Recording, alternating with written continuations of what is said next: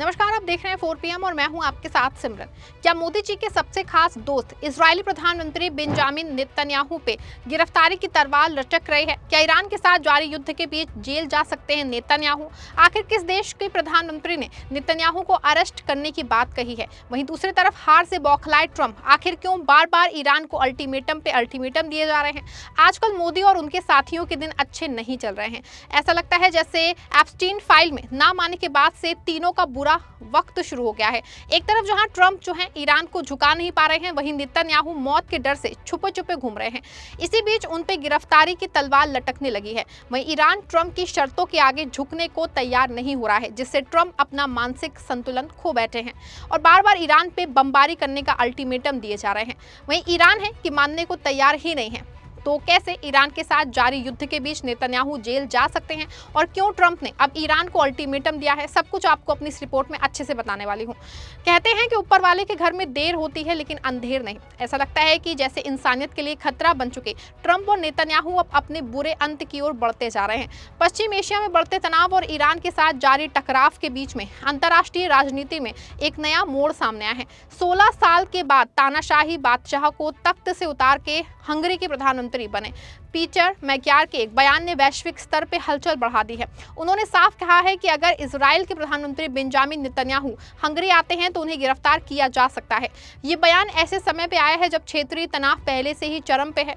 Sky news की report के मुताबिक मैक्यार ने स्पष्ट किया है कि हंगरी की सीमा में प्रवेश करने वाले किसी भी ऐसे व्यक्ति को हिरासत में लिया जाएगा जिसके खिलाफ इंटरनेशनल क्रिमिनल कोर्ट का गिरफ्तारी वारंट जारी है। उन्होंने ये भी दोहराया कि हंगरी अंतर्राष्ट्रीय कानूनों का सम्मान करेगा और आईसीसी की सदस्यता बनाए रखेगा। इसके साथ ही उन्होंने पिछले सरकार के उस फैसले को भी पलटने की बात कही है जिसमें आईसीसी से बाहर निकलने की योजना बनाई गई थी। Köszönöm szépen a kérdést. Minden állami vezetőt, legyen miniszterelnök vagy elnök, nagyon sokukkal beszéltem.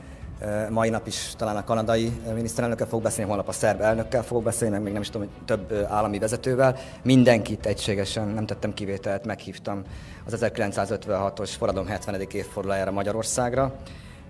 Ez egy olyan ünnep lesz, amit méltó módon szeretnénk megünnepelni. Innen is üzenem az Operaház főigazgatójának, hogy ne adja ki bérbe haveroknak az Operaházat, mert az Operaházban is fontos rendezvényt szeretnénk tartani, állami rendezvényt főigazgató úr, ami méltó az 1956-os forradalom 70. évfordulójához, de erről majd megy hivatalos irat is. Én világosan fogalmaztam az izraeli miniszterelnöknek is, nem visszalépünk, mert megvizsgálták a kollégáim, és még meg tudjuk állítani a kilépést június 2-áig, hogy a Tisza kormány feltett szándéka, hogy ezt megállítsa, és hogy Magyarország tagja maradjon a Nemzetközi Büntetőbíróságnak. Úgyhogy én azt gondolom, hogy nem árultam semmiben zsákba macskát.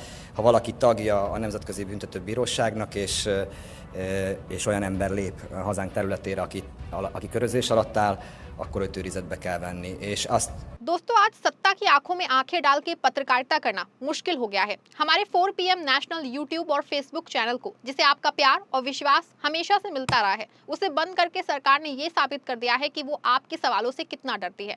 मुश्किल दौर है, लेकिन हम ना रुके थे और ना ही रुकेंगे। हम सच के लिए हमेशा लड़ते रहेंगे। ऐसे में 4 PM यूपी को ज्यादा से ज्यादा ज्वाइन करें और स्वतंत्र पत्रकारिता को जिंदा रखने के लिए जितना हो सके उतना हमारा आर्थिक सहयोग करें। आपके सहयोग से ये जंग हम जीत के रहेंगे। अब देखिए, मैक्यार का ये बयान इसीलिए भी खास माना जा रहा है क्योंकि हाल ही में उन्होंने नेतन्याहू को हंगरी आने का नियंत्रण दिया था। इसी पे सफाई देते हुए उन्होंने कहा कि ये निमंत्रण 1956 के आंदोलन की 70वीं वर्षगांठ के कार्यक्रम के तहत कई देशों के नेताओं को भेजा गया था।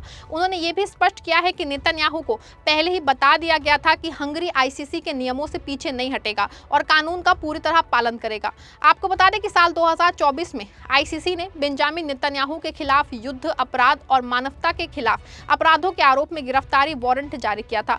इसी वजह से ये मामला अंतर्राष्ट्रीय स्तर पर लगातार सुर्खियों में बना हुआ है। अब हंगरी के प्रधानमंत्री के सख्त रुख के बाद ये मुद्दा और ज्यादा चर्चा में आ गया है, जिससे आने वाले समय में कूटनीतिक संबंधों पे असर पड़ सकता है। अब देखिए, हंगरी की पिछली सरकार, जिसका नेतृत्व विक्टर ओरबान कर रहे थे, उन्होंने आईसीसी से बाहर निकलने का फैसला किया था। ये फैसला 2 जून 2026 से लागू होना था, लेकिन अब नए प्रधानमंत्री मैक्यार ने कहा कि वो इस फैसले को पलट देंगे और हंगरी आईसीसी में बना रहेगा। अप्रैल में हुए चुनाव में मैक्यार ने ओरबान को हटा दिया, जिससे कि 16 साल से चल रही उनकी सरकार खत्म हो गई। चुनाव के दौरान मैग्यार ने भ्रष्टाचार, स्वास्थ्य सेवाएं और आम लोगों से जुड़े मुद्दों को उठाया था। साथ ही उन्होंने यूरोपीय संघ और नाटो के साथ रिश्ते मजबूत करने की भी बात कही थी। इससे साफ है कि हंगरी की नई सरकार अंतर्राष्ट्रीय कानूनों का पालन करने पर जोर दे रही है, भले ही इसे बड़े नेताओं पर कार्रवाई क्यों ना करनी पड़े। अब देखिए, एक तरफ नेतन्याहू के खिलाफ हंगरी के जो है प्रधानमंत्री हाथ जोड़ के पीछे पड़ गए हैं, वहीं ईरान के ने डोनाल्ड ट्रंप की हालत वहां पे खराब कर दी है, जिससे तंग आके डोनाल्ड ट्रंप ने ईरान को चेतावनी दी है कि अगर बुधवार तक कोई समझौता नहीं हुआ तो ईरान पे बहुत सारे बम गिरने शुरू हो जाएंगे। बता दें आपको, पहले सीज फायर मंगलवार को खत्म होने वाला था। ट्रंप ने कहा कि आगे बढ़ाने की संभावना बहुत कम है। ये सीज फायर 2 हफ्ते का था, जो 7 अप्रैल की शाम को शुरू हुआ था। अगर दोनों पक्षों में कोई डील नहीं हुई तो लड़ाई तुरंत फिर से शुरू हो सकती है। साफ है कि ट्रंप ईरान को दबाव उस पर बना रहे हैं कि जल्दी समझौता कर लो, वरना फिर से भारी बमबारी शुरू हो जाएगी। लेकिन ईरान बातचीत करने के लिए तैयार नहीं दिखाई दे रहा है। ईरान की सरकारी broadcaster Islamic Republic of Iran broadcasting ने मंगलवार को साफ तौर पे कहा कि कोई भी ईरानी डिप्लोमेटिक डेलीगेशन पाकिस्तान की राजधानी इस्लामाबाद नहीं पहुंचा है।